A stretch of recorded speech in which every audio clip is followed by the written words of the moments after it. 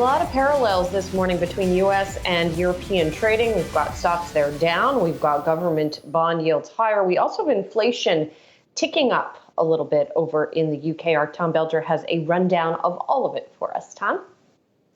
Hi, Julie. Yeah, as you say, everyone's suddenly talking about inflation.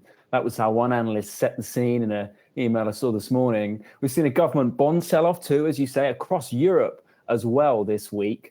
In the past few days, yields on 10-year government bonds in several European states have been at their highest since last summer, if not much earlier in some cases. That's pushed European stocks lower today. And analysts say it's not just that there's marginally more attractive yields. There's a worry too about the speed of the sell-off itself. And I guess really whether the recovery that everyone's betting on might mean faster inflation, and then tightening just that little bit more swiftly than previously thought, whatever policymakers might be saying at the moment.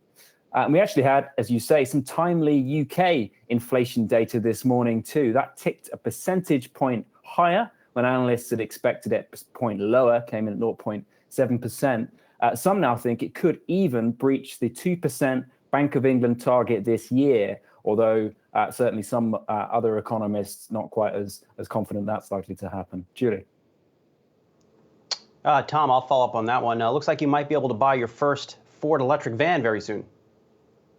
For sure, yeah. Who knows? My partner's a big fan of vans, so maybe she'll be getting hands on one of those. But I think I'm right in saying they're not due to come off the production line for a few years yet, sadly.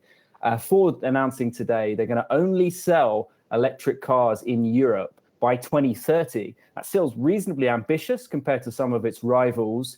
Note that Ford said earlier this month it was going to double its global spending on electrification. Note as well that GM said last month it's aspiring to a zero-emission fleet by 2035.